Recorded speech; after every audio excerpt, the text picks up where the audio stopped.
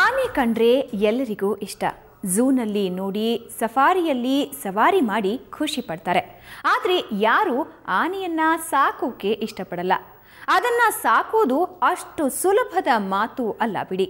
ಆದರೆ ಆನೆಗಳ ಮೇಲಿನ ಪ್ರೀತಿಗಾಗಿ ನಾಡು ಬಿಟ್ಟು ಕಾಡಿಗೆ ಹೋಗಿ ವಾಸಿಸ್ತಾ ಇರುವಂತಹ ಅಪರೂಪದ ಆನೆ ಗೆಳತಿಯ ಪರಿಚಯ ಮಾಡಿಸ್ತೀವಿ ನೋಡಿ.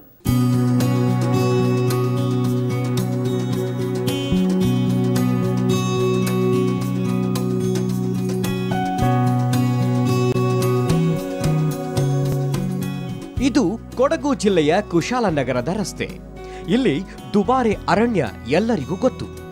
ಇಲ್ಲಿನ ರಕ್ಷಿತಾರಣ್ಯದಲ್ಲಿ ಅರಣ್ಯ ಇಲಾಖೆಯ ವತಿಯಿಂದ ಆನೆಗಳನ್ನು ಸಾಕುವ ಕ್ಯಾಂಪ್ ಇರೋದು ಸಹ ಎಲ್ಲರಿಗೂ ಗೊತ್ತಿರೋದೆ.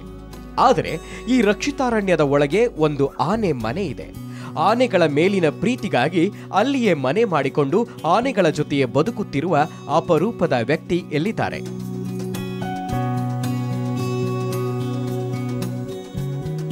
ವಿದೇಶದಲ್ಲಿ ಓದಿ ಲಕ್ಷಾಂತರ ರೂಪಾಯಿ ಗಳಿಸೋ ಕೆಲಸ ಮಾಡೋದನ್ನ ಬಿಟ್ಟು ಆನೆಗಳ ಜೊತೆ ಸ್ನೇಹ ವಹಿಸಿ ಅವುಗಳ ಜೊತೆಯೇ ಬದುಕ್ತಾ ಇರೋ ಅಪರೂಪದ ವ್ಯಕ್ತಿ ಪ್ರಜ್ಞಾ ಚೌಟ. ಅವರ ಈ ಪ್ರಾಣಿ ಪ್ರೀತಿಗೆ ಸಾಕ್ಷಿಯಾಗಿ ನಿಂತಿದೆ ಆನೆ ಮನೆ.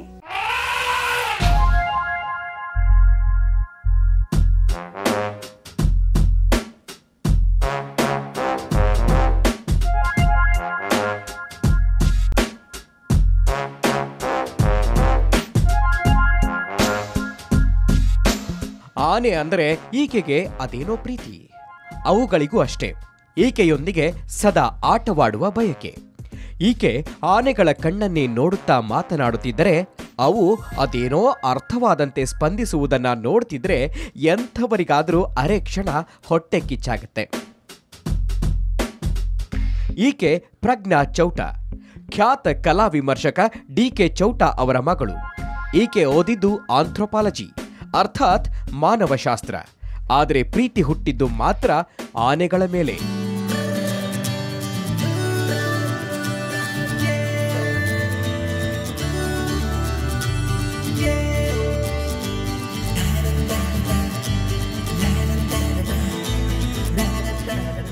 ಮಾಡೋವ್ರ ಕೆಲಸ ಅದು ನಮಗೆ ಇಂಟ್ರೆಸ್ಟ್ ಆಗಿದ್ದು. ಆಮೇಲೆ ಮೆಲ್ಲಗೆ ಆನೆ ಅವ್ರಿಗೆ ಬಿಟ್ಟು ನಮಗೆ ಆನೆ ಮೇಲೆ ಇಂಟ್ರೆಸ್ಟ್ ಜಾಸ್ತಿ ಆಯಿತು ಅಷ್ಟೇ. ಆಮೇಲೆ ಈ ಪರಂಪರೆ 4000 ವರ್ಷದ ಮೇಲೆ ಇದೆ.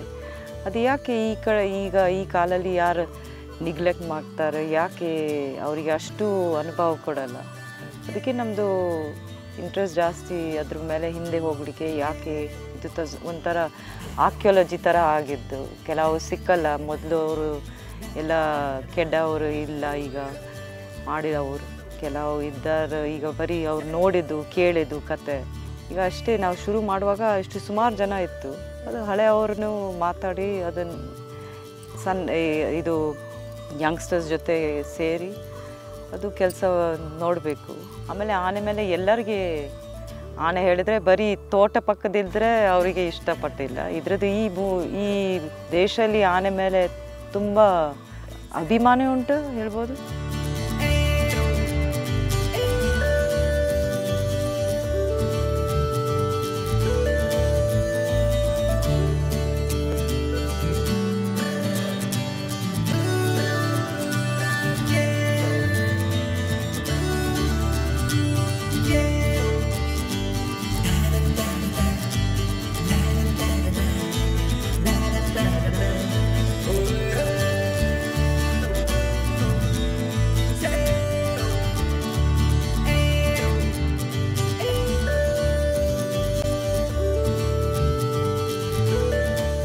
ಇರುವುದೆಲ್ಲವ ಬಿಟ್ಟು ಇರದುದರೆಡೆಗೆ ತುಡಿಯುವುದೇ ಜೀವನ.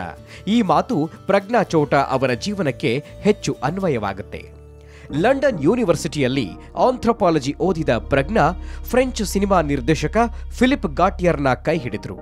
ಪತಿಯ ಜೊತೆ ಸೇರಿ ಸಿನಿಮಾ ಮಾಡುತ್ತಿದ್ದಾಗ ಮಾವುತರ ಬಗ್ಗೆ ಅಧ್ಯಯನ ಮಾಡಬೇಕಾಯಿತು. ಆಗ ಆನೆಗಳ ಹಿಂದೆ ಬಿದ್ದ ಪ್ರಜ್ಞಾ ಆನಂತರ ಸಂಪೂರ್ಣವಾಗಿ ಅದರಲ್ಲಿಯೇ ತಮ್ಮನ್ನ ತೊಡಗಿಸಿಕೊಂಡ್ರು.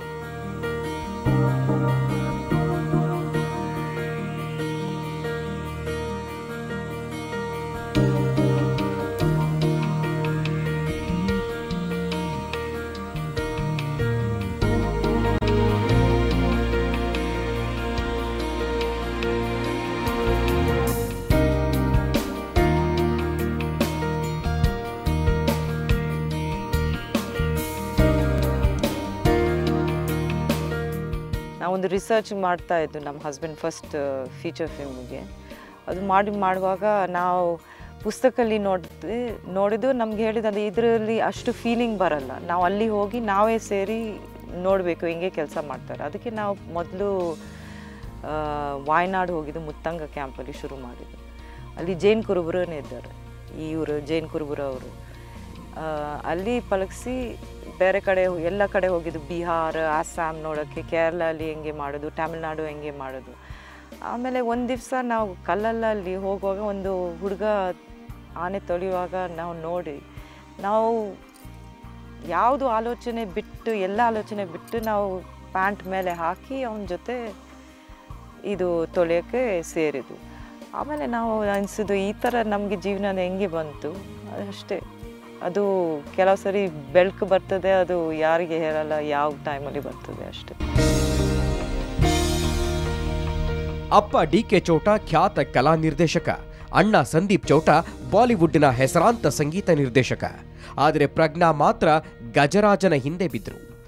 ಆನೆಗಳ ಪಳಗಿಸುವಿಕೆಯೂ ಒಂದು ಕಲೆ ಅನ್ನೋದು ಅವರ ನಂಬಿಕೆ. ಈ ನೋಡಬೇಕಾದ್ರೆ ನಾವು ಫಿಲ್ಮ್ಸ್ ಮಾಡ್ತೀನಿ ನಮ್ಮ ಹಸ್ಬೆಂಡ್ ಜೊತೆ, ಅದೂ ಆರ್ಟ್ ಉಂಟು. ಈ ಟ್ರೆಡಿಷನ್ನು ಒಂದು ಆರ್ಟ್ ಉಂಟು. ಈ ಆನೆ ಪಳಗಿಸೋದು, ಆನೆಯಲ್ಲಿ ಇರೋದು, ಆನೆದು ಇದು ಎಲ್ಲ, ಇದು ಹಗ್ಗ ಹೆಂಗೆ ಮಾಡ್ತಾರೆ, ಗಾದಿ ಹೆಂಗೆ ಮಾಡ್ತಾರೆ, ಇದು ಕಾಟಿ ಹೆಂಗೆ ಮಾಡ್ತಾರೆ, ಕಾಲರ್ ಎಲ್ಲೇ ಮಾಡ್ತಾರೆ, ಹೆಂಗೆ ಅದು ಒಂದು ಆರ್ಟ್. ಅದು ಹಳೆ ಟ್ರೆಡಿಷನಲ್ ಆರ್ಟ್ ಹೇಳ್ಬೋದು.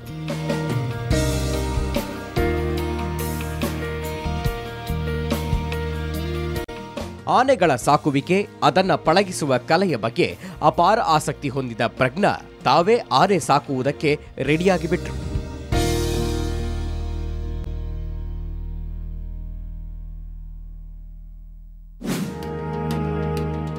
ಈ ಆನೆಗಳನ್ನ ಸಾಕೋದು ಅಷ್ಟು ಸುಲಭವಲ್ಲ.